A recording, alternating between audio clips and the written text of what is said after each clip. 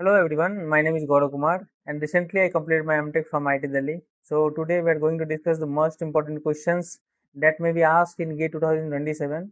The important question because of this concept are recently asked by GATE in previous year, and all questions are related to differential equation. So let's see one by one. So first see the solution, but not see the solution, but solve by your own, then see the solution. So the first question say that the consider the differential equation t square minus 81 dy by dt 5ty equal to sin t, where initial condition is given y1 is equal to 2 pi. There exists a unique solution for the differential equation where t belongs to the interval. So हमें interval पूछा जा रहा है, तो उसके लिए हम क्या करेंगे, देखो इस इक्वेशन को हम इस फॉर्म में भी लिख सकते हैं dy by D T plus 5ty divide by T square minus 81 equal to sine T divide by T square minus 81।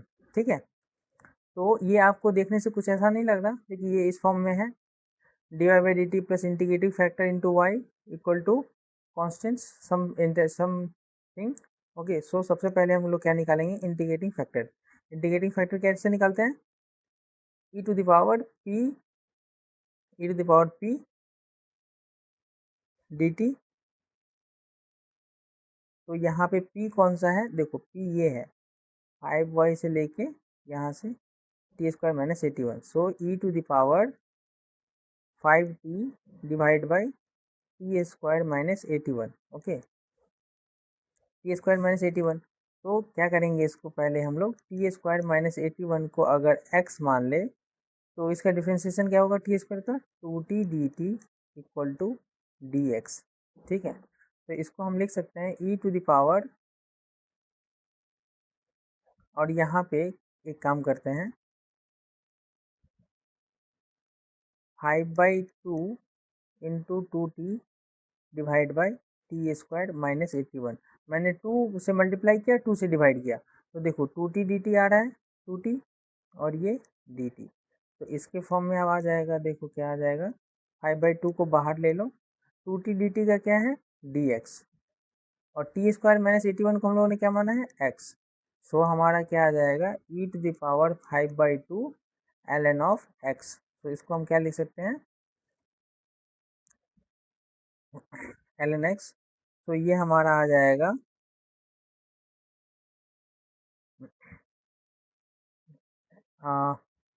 x to the power 5/2, and x को हम क्या माने हैं t square minus 81 to the power 5/2।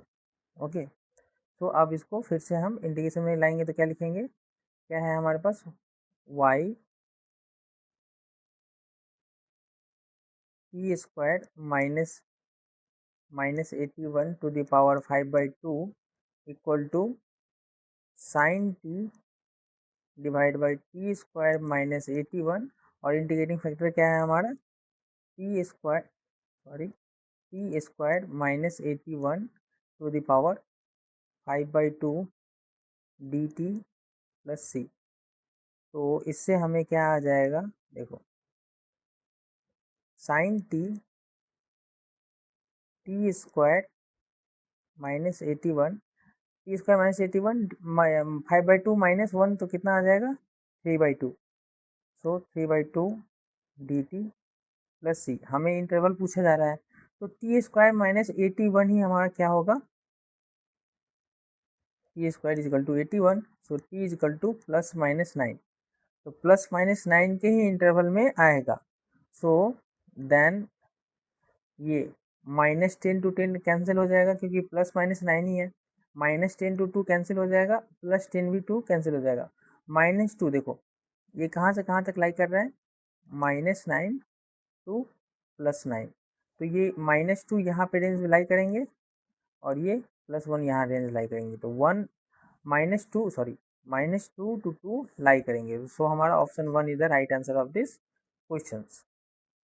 Come to the next question. Okay, in this question ask about the del 2u divided by delta t square minus c square delta 2u divided by delta x square plus delta 2u divided by delta y square equal to 0. where C given that C is not equal to 0 is what heat equation होगा, wave equation होगा, ये poison या Laplace. तो देखो ये wave equation है, ठीक है, ये वेव इक्वेशन है, क्योंकि देखो because why it is wave equation, because it involve a second order derivative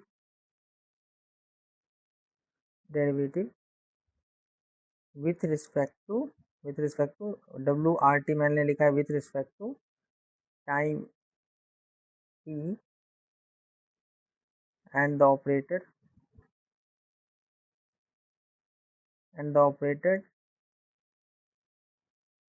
delta 2u with respect to space।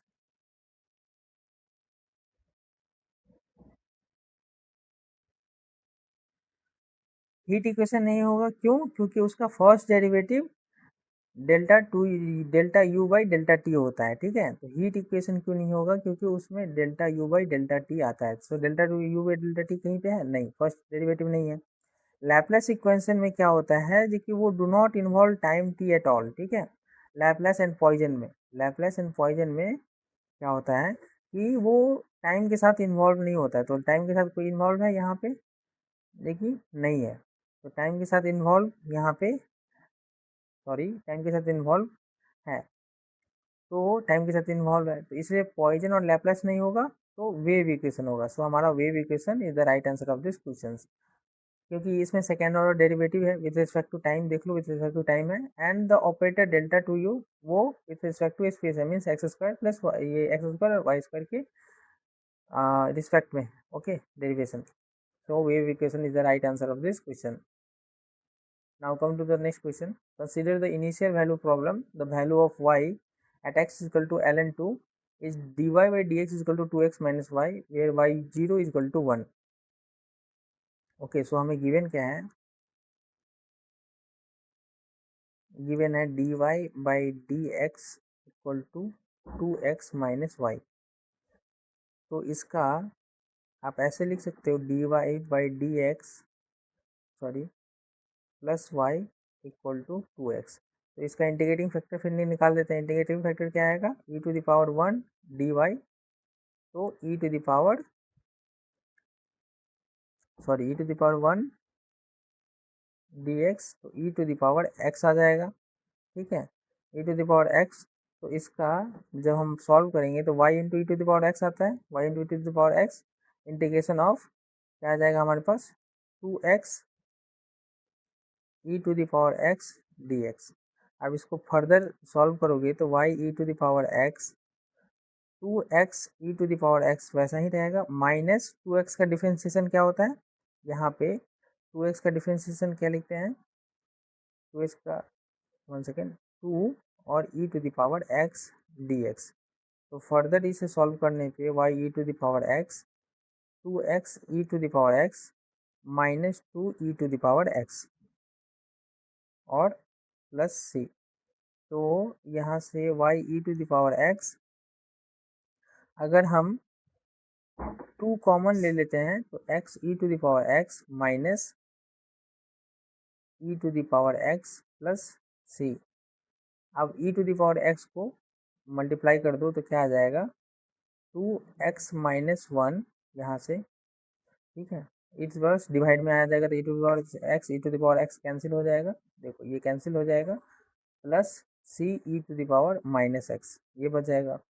अब हमें गिवन कंडीशन क्या है? y0 इज इक्वल टू 1, तो इससे c की वैल्यू निकल जाएगी, तो y0 1, तो y की वैल्यू 1 और x की value 0 minus 1 plus c e to the power minus 0, तो 1 माइनस 2 प्लस c, तो c की वैल्यू कितनी आ रही है? 3।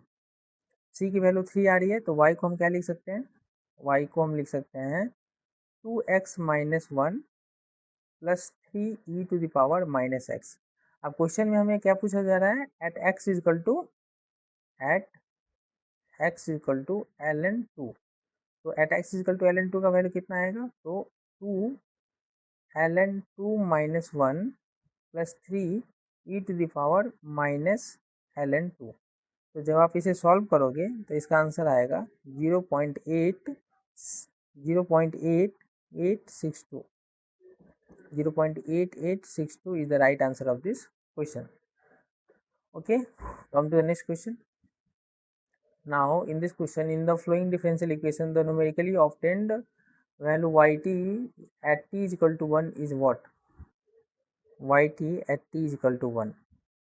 So इसको हम सॉल्व करेंगे with the help of Euler's method. By Euler's method, step size is what? Step size h is equal to t and लिख सकते हैं y1 equal to y not plus h f t and y. T और y है यहाँ पे, इसलिए मैंने h f t and y लिखा।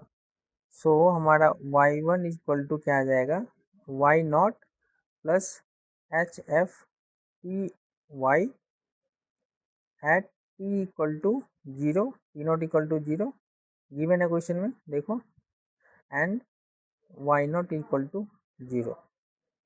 सो y1 हमारा क्या आ जाएगा? वाई नॉट की वैल्यू देखो 0 है, तो 0 प्लस h की वैल्यू 1, स्टेप साइज 1 और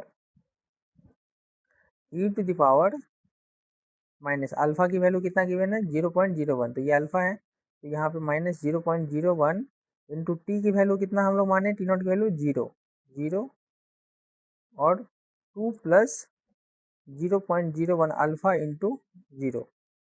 तो यहाँ से हमें क्या आ जाएगा? y1 की वैल्यू, y1 की वैल्यू आएगी जी 0 plus 1 into 1/2, it is power 0 1 0.01 into 0 तो 1/2 बच जाएगा। तो यहाँ से हम लिख सकते हैं 1/2, y1 is equal to 1/2। So y1 equal to हमारा आ जाएगा 0.5 is the answer of this question. Okay, so हमारा क्या आ गया? y1 is equal to 0.5 is the right answer of this question. Now in this question asked which is linear and which is not non-linear, ठीक है। तो इस question में देखो t x of t d x t by D t t square e to the power t x 0 is equal to 0। यहाँ पे कोई dependent नहीं कर रहा है, इंडिपेंडेंट है, तो ये तो लीनियर होगा, ठीक है, ये लीनियर होगा, मतलब लीनियर। बट यहाँ पे देखो half e to the power t x of t d x t by D t, ये डिपेंडेंट है, ठीक है, ये डिपेंडेंट है, तो इसलिए नॉन लीनियर होगा, नॉन लीनियर। ओके, क्यों? क्योंकि it contains a product of the dependent variable x of t and its derivative d x t by D t. फिर यहाँ पे देखो, यहाँ पे x of t into x cos of T minus D x t by D T into sine T और 1 equal to 1, तो ये linear होगा, ठीक है, क्योंकि इसमें कोई भी ये इंडिपेंडेंट है, डिपेंडेंट नहीं है। बट यहाँ पे e to the power d x t by D t में देखो d x t by D t is inside in exponential function और विच इज़ नॉन लीनियर। देखो एक्सपोनेंशियल फंक्शन क्या होता है? हमेशा इंक्रीजिंग वे या डिक्रीजिंग वे में आता है, तो क्या हो जाएगा? ये हमारा फंक्शन डिपेंडेंट कर रहा है, तो ये हमारा क्या हो जाएगा? Non linear. So option 4 and option 2 is the right answer of this question. So this is the shortest video. We are solving 5 questions related to the differential equation, and if this video is helpful for you, so please like and subscribe this channel and have a good day. Thank you.